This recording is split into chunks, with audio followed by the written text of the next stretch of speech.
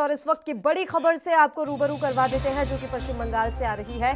पश्चिम बंगाल में सियासी घमासान महासंग्राम लगातार जारी है। बड़ी जानकारी एएनबी न्यूज आप तक पहुंचा रहा है। रुझानों में जीत की हैट्रिक की ओर टीएमसी एक बार फिर से सरकार बनाने जा रही है पश्चिम बंगाल में। हालांकि नंदीग्राम में ममता बनर्जी 8,106 वोटों से इस समय पीछे चल रही हैं। ये बड़ी जानकारी हम आप तक पहुंचा रहे हैं।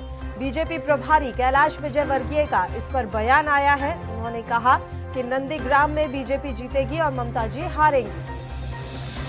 और चलिए अब आपको कैलाश विजयवर्गीय का ये बयान सुनाते हैं। अभी तो जल्दबाजी होगा कुछ भी कहना, क्योंकि इस बार राउंड काफ़ी ज़्यादा है और इसलिए शाम तक ही स्थिति स्पष्ट होगी। पर हम 3 से प्रारंभ हुए थे और हमें चुनौती ये दी गई थी कि 100 सीट भी नहीं आएगी। हमने 100 का आंकड़ा पार कर लिया और हम आगे बढ़ रहे हैं और अब मैजिक नंबर है वो भी पार करेंगे। प्रशांत किशोर ने जो चैलेंज किया था, अब क्या कहना चाहेंगे उसके ऊपर?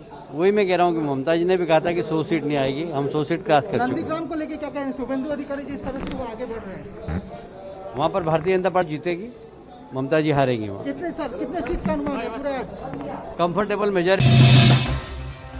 तो आपने कैलाश विजयवर्गीय का बयान सुना। उन्होंने कहा है कि नंदीग्राम में भी बीजेपी जीतेगी और पश्चिम बंगाल में भी। साथ ही उन्होंने कहा है कि ये बहुत ही ज्यादा शुरुआती रुझान है। शाम होते होते तस्वीरें साफ होंगी और इस बार पश्चिम बंगाल में भारतीय जनता पार्टी ही सरकार बनाएगी। तो बड़ी खबर एएनबी न्यूज पर इस समय आप देख रहे हैं, पश्चिम बंगाल से आ रही है। पश्चिम बंगाल के चुनाव पहले से ही काफी दिलचस्प रहे हैं। ऐसे में आज जब रिजल्ट आ रहा है तो ये दिलचस्पी और भी ज्यादा बढ़ती जा रही है। तो नंदीग्राम में ममता फिलहाल 8,106 वोटों से पीछे चल रही है। यहाँ शुभेंदु अधिकारी आगे चल रहे हैं। आपको बता दें कि इस सीट पर सबसे ज्यादा निगाहें टिकी हुई थी, क्योंकि यहाँ से खुद ममता बनर्जी खड़ी हुई थी और उनके आगे शुभेंदु अधिकारी खड़े हुए थे, जो कि पहले टीएमसी से थे, फिर उन्होंने टीएमसी का दामन छोड़कर भारतीय जनता पार्टी का दामन थाम लिया। नंदीग्राम बंगाल की सबसे हाई प्रोफाइल सीट शुरुआत से ही मानी जा रही थी।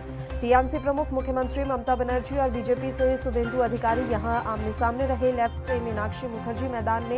यही नहीं, दूसरे चरण में शुभेंदु अधिकारी की साख भी दांव पर लगी रही और अब ये राहत की बात कहीं ना कहीं शुभेंदु अधिकारी के लिए मानी जा सकती है कि वो ममता बनर्जी को टक्कर देते हुए आगे निकल गए हैं। 8,000 वोटों का अंतर है दोनों के बीच में। इस समय ये जानकारी मिल रही है कि ममता बनर्जी 8,000 से ज्यादा वोटों से पीछे चल रही है।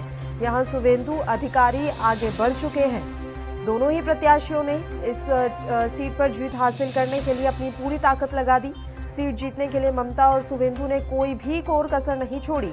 ये सीट लंबे समय तक लेफ्ट के पास रही, लेकिन नंदीग्राम भूमि आंदोलन के बाद से टीएमसी अपना वर्चस्व यहां पर हमेशा से बरकरार रखे हुए थी। अब इस वर्चस्व में सेंध लगती हुई दिखाई दे रही है, क्योंकि बीजेपी के शुभेंदु अधिकारी यहां से जीत हासिल करते हुए नजर आ रहे हैं।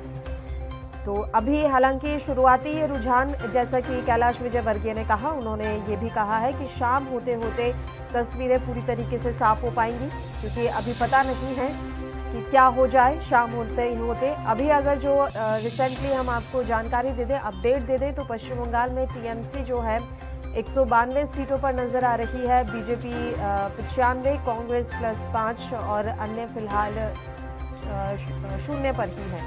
तो पश्चिम बंगाल का ये आंकड़ा हम आप तक पहुंचा रहे हैं। असम की भी जानकारी हम आप तक पहुंचा दें। असम में कांग्रेस फिलहाल 41 सीटों पर दिखाई दे रही है, भारतीय जनता पार्टी 77 पर और अदर 2 पर। यानी कि असम में कहीं ना कहीं एक बार फिर से भारतीय जनता पार्टी ही जीत हासिल करती हुई दिखाई दे रही है। केरल की बात कर ले तो एलडीएफ 91, यूडीएफ 47 और अदर 2। यहाँ पर बीजेपी का वैसे भी कोई ज्यादा वर्चस्व था नहीं, तो ऐसे में कोई ज्यादा उम्मीद बीजेपी को यहाँ पर थी भी नहीं। असम में था कि उन्हें दोबारा जीत की हैट्रिक लगानी थी, उन्हें था कि वो दोबारा से सत्ता में आए, तो असम में ऐसा ही कुछ होता हुआ अभी तक तो नजर आ रहा है। यहाँ भारतीय जनता पार्टी 77 सीटों पर इस समय बरकरार है। कांग्रेस की बात कर ले तो 41 सीटों पर कांग्रेस और अदर 2 पर।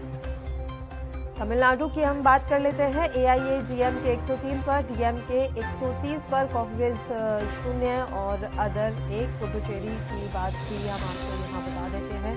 पुडुचेरी में भी कांटे की टक्कर कहीं ना कहीं नजर आ रही है। एआईएडीएमके 9 पर और NINR 0 पर, कांग्रेस 5 पर और अदर भी 0 पर। तो ये तमाम आंकड़े हम आप तक पहुंचा रहे हैं, जो कि इस समय आप अपने टेलीविजन स्क्रीन पर भी देख सकते हैं। 5 चुनावी राज्य और आज इन चुनावी राज्यों का परिणाम